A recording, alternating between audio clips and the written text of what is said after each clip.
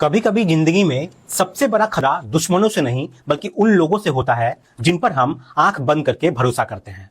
और जब वही भरोसा खून में बदल जाए तो पीछे रह जाती है सिर्फ एक खौफनाक कहानी, एक ऐसा सच जिस पर यकीन करना भी मुश्किल हो जाता है। ये कहानी है एक ऐसे उभरती हुई एक्ट्रेस की जो सपनों की दुनिया में अपना नाम बनाना चाहती थी, लेकिन किस्मत ने उसके लिए कुछ और ही लिख रखा था।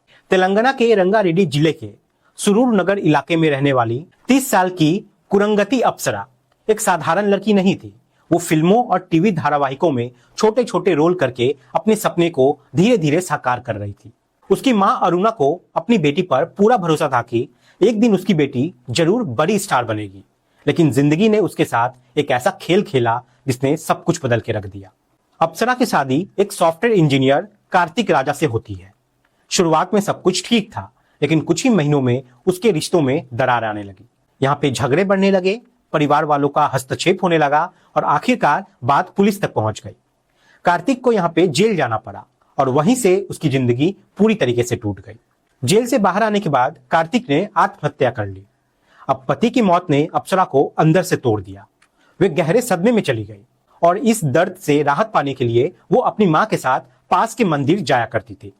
मंदिर ही उसका सुकून बन गया, जहां बैठकर वो घंटों अपनी दुखों को भूलने की कोशिश करती। यहीं पर उसकी मुलाकात होती है एक ऐसे शख्स से जिसे वो मामा कहकर बुलाती थी, और वो था मंदिर का पुजारी अय्यारी वेंकट सूर्य कृष्ण साई कृष्णा। इलाके में उसकी अच्छी खासी पहचान थी। लोग उसे सम्मान देते थे, उस पर भरोसा करते थे। अप्सरा और उसकी मां भी उसी भरोसे के साथ उसके करीब आ गए, लेकिन यही भरोसा धीरे धीरे एक खतरनाक रिश्ते में बदल गया। शुरुआत में यह सिर्फ बातचीत तक सीमित था, फिर दोस्ती हुई और फिर यह रिश्ता उस हद तक पहुंच गया जहां से वापसी नामुमकिन हो जाती है। पुजारी, जो पहले से शादीशुदा था, अपने परिवार के बावजूद अप्सरा के करीब आता चला गया। दोनों के बीच शारीरिक संबंध भी बन गए, लेकिन यह सब पूरी तरह छुपा कर रखा गया। समय बीतता गया और फिर एक दिन ऐसा आया जिसने इस कहानी को और भी ज्यादा खतरनाक मोड़ दे दिया। मंदिर में ही एक दिन अप्सरा अचानक बेहोश हो जाती है। पुजारी उसे तुरंत डॉक्टर के पास लेके जाता है, लेकिन वहां जांच के बाद जो सच सामने आता है वो सबको हिलाकर रख देता है। अप्सरा 3 महीने की गर्भवती थी। यह सुनकर अप्सरा के पैरों तले जमीन खिसक गई। उसके पति को मरे लगभग 1 साल हो चुका था, तो फिर यह बच्चा किसका था? और अगर यह सच बाहर आ जाता तो उसका करियर खत्म हो जाता। समाज उसे स्वीकार नहीं करता। एक विधवा के मां बनने की खबर उसके लिए बर्बादी बन सकती थी। वहीं दूसरी तरफ पुजारी के लिए भी यह और भी बड़ा खतरा था। उसकी इज्जत, उसकी पहचान, सब कुछ दांव पर लग सकती थी। इसलिए यहीं से शुरू हुआ एक खतरनाक प्लान।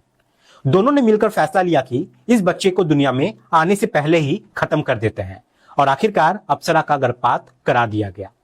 लेकिन यह कहानी यहीं खत्म नहीं होती। असल खौफ तो अब शुरू होने वाला था। गर्भपात के कुछ ही समय बाद अप्सरा ने पुजारी के सामने एक ऐसी मांग रख दी जिसने उसकी जिंदगी की दिशा ही बदल दी।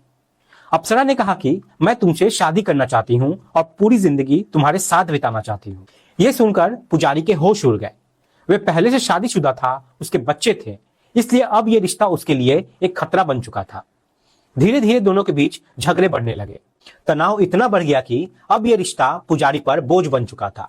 और फिर 3 जून 2023 की वो रात आई जिसने इस कहानी को एक खौफनाक अंजाम की तरफ धकेल दिया। उस रात पुजारी ने अप्सरा को उसके घर से यह कहकर निकाला कि वे उसे उसकी सहेलियों के साथ कोयम्बटूर जाने के लिए छोड़ने जा रहा है। मां को भी यही बताया गया और सब कुछ सामान्य लग रहा था। लेकिन उस रात जो हुआ वो किसी ने सपने में भी नहीं सोचा था। 3 जून 2023 की वो रात बाहर से बिल्कुल सामान्य लग रही थी, लेकिन अंदर ही अंदर एक खतरनाक साजिश अपनी आखिरी पड़ाव पर पहुंच चुकी थी। अप्सरा को बिल्कुल भी अंदाजा नहीं था कि जिस इंसान पर वो सबसे ज्यादा भरोसा करती है वही उसकी जिंदगी का आखिरी सफर बनने वाला है। पुजारी कृष्णा उसे अपनी कार में बैठाकर शमशाबाद की तरफ लेकर निकल पड़ता है। रास्ते भर दोनों के बीच हल्की पुल्की बातचीत होती है, लेकिन पुजारी के मन में कुछ और ही यहाँ पे चल रहा था। उसके दिमाग में सिर्फ एक ही बात था कि अब इस रिश्ते को हमेशा के लिए कैसे खत्म करना है। फिर गाड़ी शमशाबाद से आगे बढ़ती है और एक सुनसान इलाके में जाती है। अब यहाँ पे अप्सरा को शायद थोड़ी थकान महसूस हो रही थी। वो सीट पर हल्का सा सिर टिकाकर बैठी ही थी और उसी पल पुजारी ने मौका देख लिया। अचानक उसने पूरी ताकत से अप्सरा का सिर डैशबोर्ड पर दे मारा। अप्सरा को कुछ यहाँ पे समझ ही नहीं आया कि उसके साथ ये क्या हो गया। वो संभल पाती उससे पहले ही पुजारी ने कार में पहले से रखा पत्थर उठाया और उसके चेहरे पर एक के बाद एक वार करना शुरू कर दिया। अप्सरा यहाँ पे चीख भी नहीं पाई और कुछ ही पलों में उसकी सांसें हमेशा के लिए थम गई। लेकिन कहानी यहीं खत्म नहीं हुई, असली हैवानियत तो अब शुरू होनी थी। पुजारी ने अप्सरा की लाश को कार की डिग्गी में डाल दिया और ऐसे घर वापस लौट आया जैसे कुछ हुआ ही ना हो। सबसे हैरान करने वाली बात यह थी कि अगले 2 दिनों तक वो उसी कार में घूमता रहा, उसी डिक्की में लाश रखकर। यहां तक कि जब वो अप्सरा के मां के साथ मिलकर पुलिस स्टेशन में गुमशुदगी की रिपोर्ट दर्ज कराने पहुंचा, तब भी लाश उसकी गाड़ी के डिग्गी में ही मौजूद थी।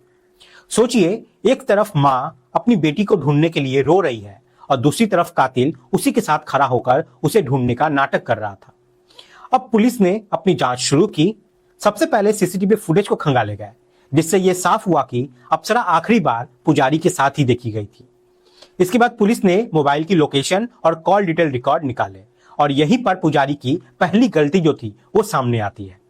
उसने पुलिस को बताया था कि उसने अप्सरा को शमशाबाद बस स्टैंड पर छोड़ा था, लेकिन उसकी मोबाइल लोकेशन उससे आगे नारकुंडा और नवरंग वेंचर तक जा रही थी। इसी से अब पुलिस का जो शक था वो यहाँ पे गहरा हो चुका था। उधर पुजारी को यह एहसास हो गया था कि ज्यादा दिन तक ये राज छुपाया नहीं जाएगा, इसलिए उसने लाश को ठिकाने लगाने का फैसला किया। 5 जून की शाम उसने मौका देखा और अपने घर और मंदिर के पास स्थित एक सरकारी मंडल कार्यालय के सेप्टिक टैंक को चुना। यह टैंक बहुत कम इस्तेमाल होता था। उसने लाश को वहां फेंक दिया और फिर अपने ठेकेदार होने का फायदा उठाकर उसी टैंक को मिट्टी और सीमेंट से पूरी तरह सील करवा दिया। लेकिन वो कहते हैं ना, अपराध कितना भी शातिर क्यों ना हो, सच एक ना एक दिन सामने जरूर आता है। पुलिस ने जब पुजारी को हिरासत में लेकर शक्ति से पूछताछ की तो वो ज्यादा देर तक पुलिस के सवालों और शक्ति के सामने टिक नहीं पाया और टूट गया और आखिरकार उसने अपना जुर्म कबूल कर लिया। जब सेप्टिक टैंक को तोड़कर लाश बाहर निकाली गई तो पूरे इलाके में सनसनी फैल गई। हर कोई हैरान था कि एक पुजारी जिसे लोग भगवान का दूत मानते हैं, वही इतना बड़ा दरिंदा कैसे बन सकता है। जिसे अप्सरा मामा कहकर बुलाती थी, वही उसका कातिल बन गया। ये खबर अब पूरे देश में फैल गई और ये मामला कोर्ट तक पहुंचा। लंबी सुनवाई के बाद मार्च 2025 में अदालत ने अपना फैसला सुनाया। अदालत ने यहाँ पे पुजारी को उम्र कैद की सजा सुनाई, यानी कि जब तक उसकी सांस चलेगी तब तक उसे सलाखों के पीछे रहना होगा। साथ ही उस पर 1 लाख रुपए का जुर्माना भी लगाया गया, जिसमें से ज्यादातर राशि अप्सरा की मां को देने का आदेश दिया गया। लेकिन क्या इस सजा से या इस पैसे से एक मां का दर्द खत्म हो सकता था? क्या इससे एक बेटी वापस आ सकती थी? शायद नहीं। ये कहानी सिर्फ एक हत्या की नहीं है, ये कहानी है भरोसे के टूटने की, लालच की और उस अंधे रिश्ते की जिसने सब कुछ खत्म कर दिया।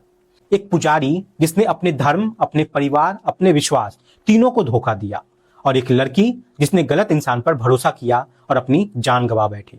दोस्तों, इस कहानी का मकसद आपको डराना नहीं है, बल्कि आपको जागरूक करना है, क्योंकि हर मुस्कुराता चेहरा भरोसे के लायक नहीं होता और हर रिश्ता सुरक्षित नहीं होता। कभी कभी सबसे बड़ा खतरा वहीं छुपा होता है जहां हम सबसे ज्यादा सुरक्षित महसूस करते हैं। दोस्तों, आप लोग सुरक्षित रहें, सतर्क रहें। जय हिंद, जय भारत।